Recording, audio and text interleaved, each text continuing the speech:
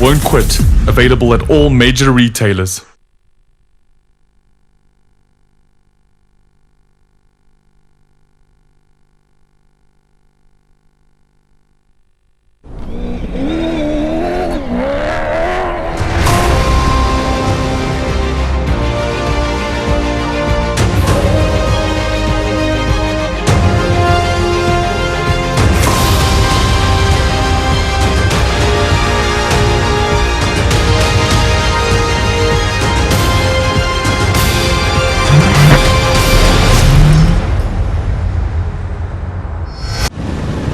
A dark day on Dakar 2020.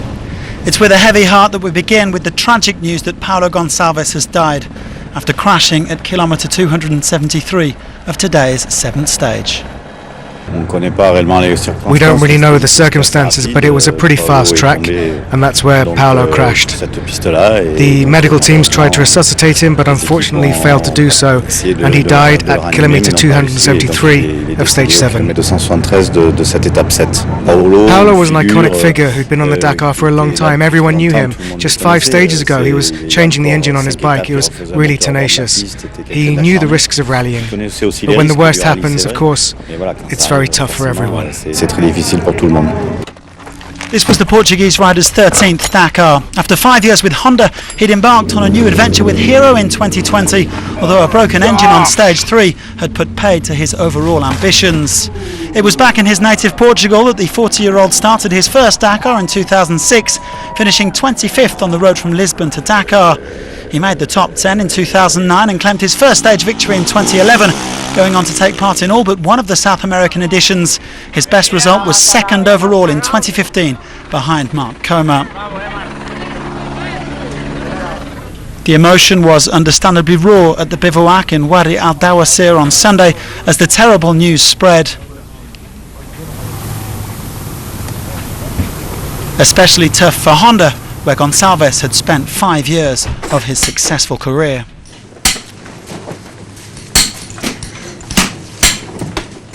You know, riding motorcycles is a dangerous sport, so you know, you never know what can happen. And unfortunately, today we lost one of our very own moto guys, Paulo Gonçalves. And you know, other than that, there's not much to talk about. You know, it's a sad day in the industry, in the rally world, and you know, all of us here at Honda, I'm sure, are praying for his family, and our thoughts are with them.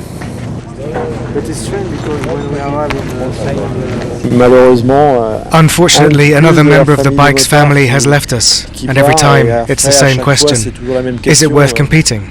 What's the point of it at all? We always ask ourselves the same question: what are we doing here? It's a very sad day for the Dakar, for all the competitors and everyone involved. When something like this happens, it leaves a very sour taste in the mouth. The entire Dakar family would like to extend its sincerest condolences to all of Paulo's family and friends.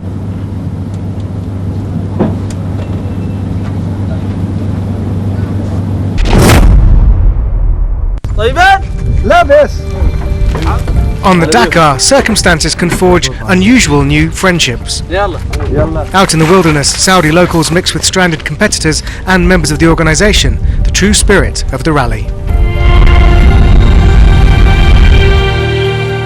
Well, that's also the magic of the Dakar, the real story of the Dakar. When competitors are lost, we do our job as doctors, obviously, but we're also helping people who are disappointed, who are wondering if they'll be able to carry on, if the assistance truck is going to arrive. Providing moral support is also a part of what we do, and that's what we've done tonight. There's a bonfire and a real bivouac atmosphere that we really enjoy. Welcome!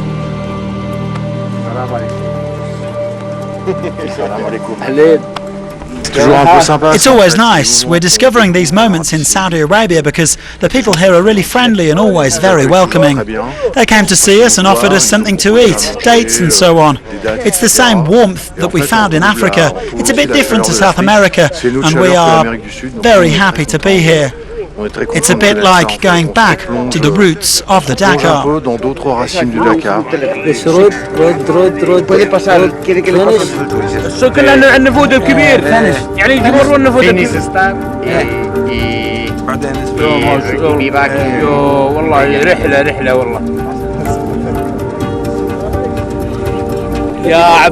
Abdullah, look at me. I'm the new Yazid Al-Raji. Check me out.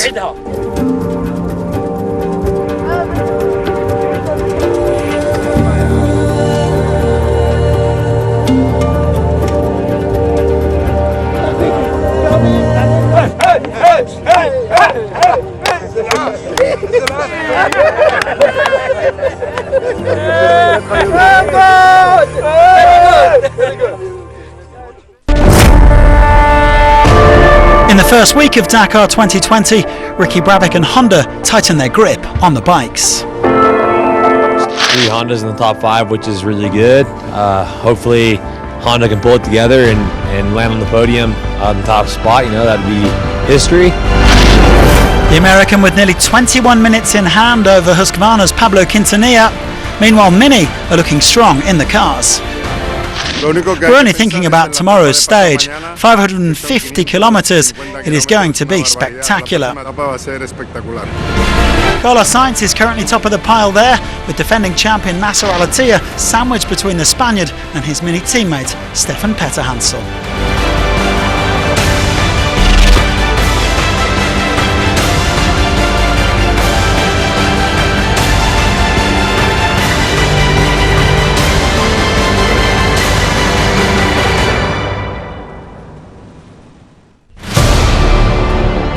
Stage 7, Riyadh to Wadi Al Dawasir, a long stage, the longest of this Dakar, with a very long special. Once again, plenty of dunes and plateau, and once again alternating between the two, but more dunes on this stage, and it's very long. They could be back very late.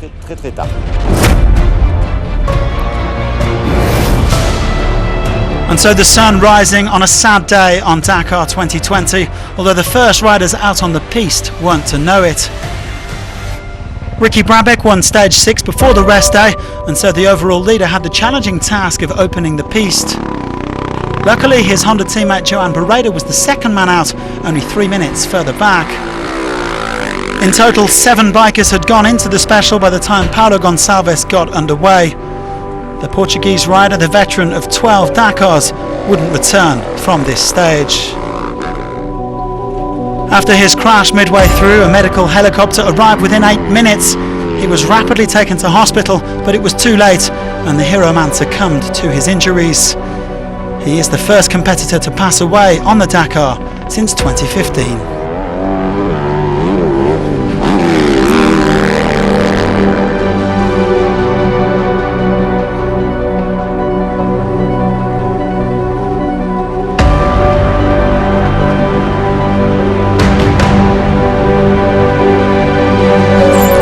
Up ahead, of course, they had no idea of the tragedy unfolding behind them with Gonçalves. Pablo Quintanilla, second in the standings, easing off a bit on the day. His plan to finish a bit further back and then attack on stage 8. I took the decision to create an opportunity for tomorrow. I knew that I couldn't gain much time, so I decided to have a slower pace and therefore to allow more riders to get in front of me tomorrow for the stage so that I can attack a bit more. Well, as predicted, up at the front it was Brabec and Barreda riding together. Barreda, who has really improved since the opening week, looking a lot more like his old self and helping the overall leader, guiding him through the stage. But really though, this was a day when the sporting action was secondary, even if Brabec extended his overall lead. I caught Ricky at about kilometre 200 just before the first refuelling zone, and from then on I took command. I led pretty much the whole way with Ricky controlling me. He was never far behind, but overall I'm very happy with the result. But we should of course mention that none of the riders speaking to us in the first part of the programme knew what had happened to Gonçalves. That wasn't the case though for Kevin Benavides, who stopped for a long time with his former Honda teammate. He was later given time back and took the stage victory.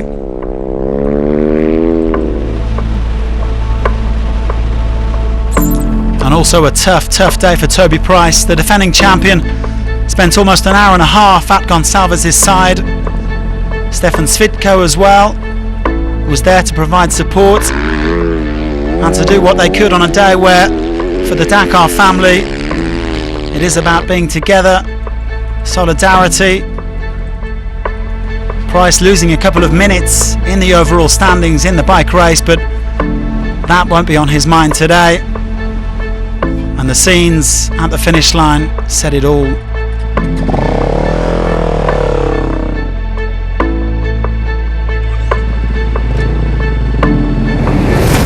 Well, this was how they lined up on a day where the results will count for very little. Matthias Walkner in third place among the Hondas. And overall the lead now for Brabik, 24 minutes and 48 seconds.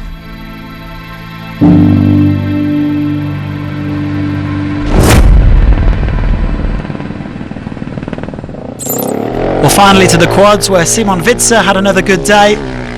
The Frenchman taking the stage win and certainly improving his chances of a podium finish, tightening his grip on second place. But just a couple of minutes behind was that man Ignacio Casale, who still has a very comfortable lead in the overall standings.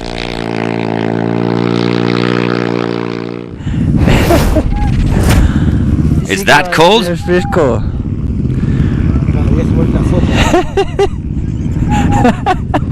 have a feeling this is going to be one of my favorite stages. At least I tell myself that.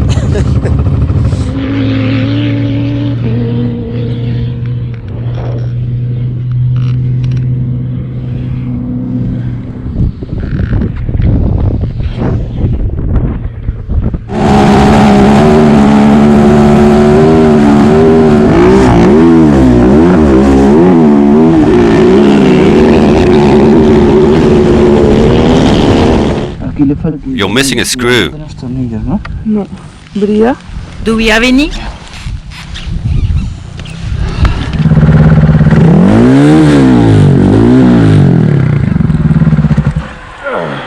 Hello. Hello. How are you? How are you? I'm okay. If we don't fix it, we're going to have to stop every 30 kilometers.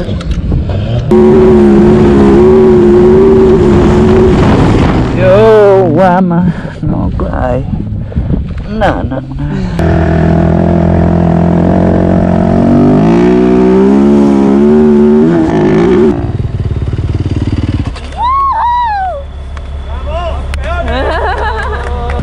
Now, this is what I call Dakar in Saudi Arabia. The future is getting green. In a changing world, the Dakar has to adapt, and new 100% electric vehicles are on the verge of being ready for the toughest rally in the world. Italian company Tacita have been working on an electric rally bike that should appear next year on the Dakar. We have a 3-year program to be here in 2021 to race with one bike, 2022 with 2 bikes, and in 23 with 3 bikes, and with a team fully electric. No thermic generators, no thermic cars or trailers or trucks. A Dakar with an electric bike, but also with a fully electric car. It's an incredible toy. It's a car that develops 400 kilowatts, 550 horsepower, 4-wheel drive, fully electric. It's incredible. We just tested it for a week in the desert. Super efficient. But the Dakar also has to adapt. The thermic bikes have to refuel, so we have to reload. And reload or refuel is the same. The rider himself should be able to change the batteries as the other rider of the thermic bikes should pull some fuel.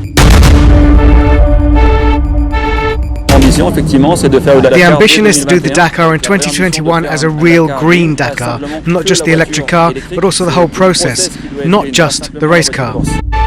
And the future is already today. A hybrid truck is competing, the Renault C460 of Gerd Husink. Looks like a normal truck, but this one is hybrid. The electrical engine brings 200 horsepower extra. We make our own power in our own truck. When we go from the dunes, for example, it loads his batteries, and when we go up, we take the power again. They want to also do it in the normal trucks on the road. So yes, for sure, it's for the future. It's very good, I think. Today the constructors also go in that direction, so we need to react, to go quickly and create rules so that eventually it'll take us to 100% electric or hydrogen or all the new solutions coming that we already see in other disciplines. A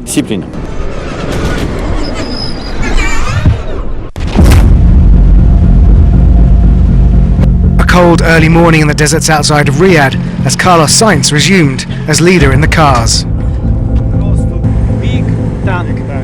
The differences are very, very small. We need to continue with the same rhythm. Still in the hunt, don't forget Nasser is an Olympic medalist in shooting. I've been many times here, for hunting, and with my father long time, but it's always, the dunes has changed, every years.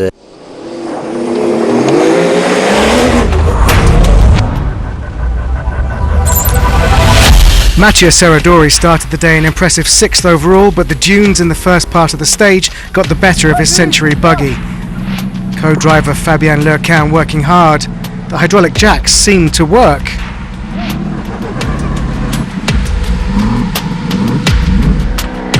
Nah, but before long, it was time to get the sand plates out. Eventually, the buggy did get going again. But the pair lost over 22 minutes and dropped a couple of places down the leaderboard.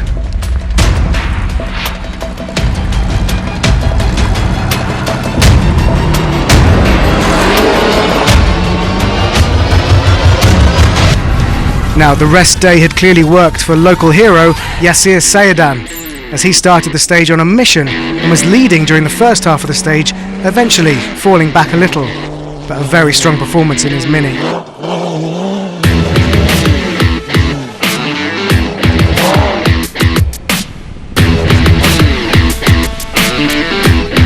The extremely versatile Fernando Alonso was keeping his much more experienced rivals in his sights, 6th quickest on the stage, even with a delaminated rear tyre. Another Toyota, this time Saudi driver Yazid Al-Rajhi, pretty comfortable in 4th place overall on his home event, even stopping twice in the stage to change 2 punctures hasn't affected that. Bernard ten Brinke and Tom Colsoul were on form today, less than 3 minutes slower than the scratch time, 4th quickest, his best stage of Dakar 2020 so far. Well, it was a stage of 2 halves, dunes at the start, and then flat out. Stefan Petterhensel made the most of it despite having to open the road. He went 3rd quickest on the day. Now, the fast stage did not favour the Toyota, who claimed that restrictor regulations mean they cannot match the top speeds of the mini buggies. Nonetheless, Al-Attiyah was quicker than Petterhensel.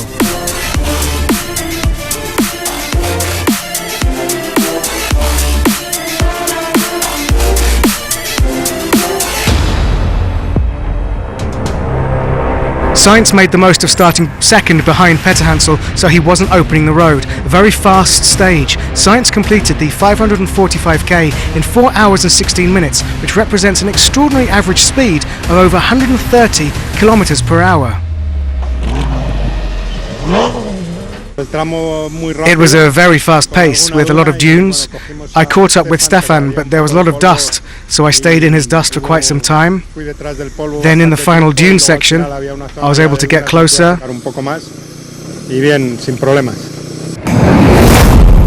Another stage win for Carlos Sainz, his 3rd of the rally, and ten Brinke suddenly in the same race as the top 3. And that extends El Matador's lead to exactly 10 minutes over Al-Attiyah, who gaps Petterhensel by almost the same. In the SSVs, a bad day for Chaleco Lopez, who began the day around 10 minutes clear overall. The defending champion losing almost an hour as he slipped off top spot. A better day for the 2018 winner Reinaldo Varela. The Brazilian lost 2 hours on stage 1 when he was forced to steer with a screwdriver and a wrench, but he was only 15 minutes down today. Gerard Faris, last year's runner-up though, has been hampered by mechanicals. He's nearly 4.5 hours back overall. Aaron Domzala continues to blow hot and cold. The Pole and co-driver Massey Martin, whose fathers are also competing in the SSVs, were third fastest, but they're also several hours adrift. Blade Hildebrand going in the Dakar Experience class and on fire in his Red Bull OT3 fastest on the stage, but the real winner was another American, Casey Curry, the new overall leader.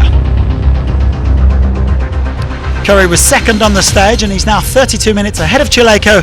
Russian Sergei Karyakin remains on the podium.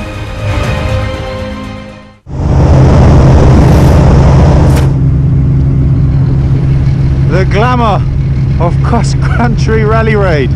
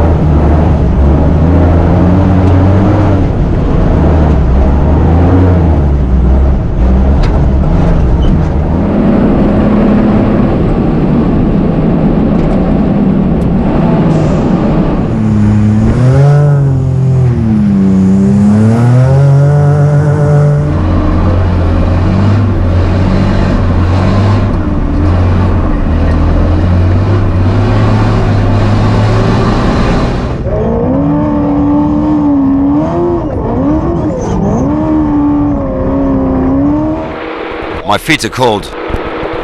Well, put them in your pockets. Cap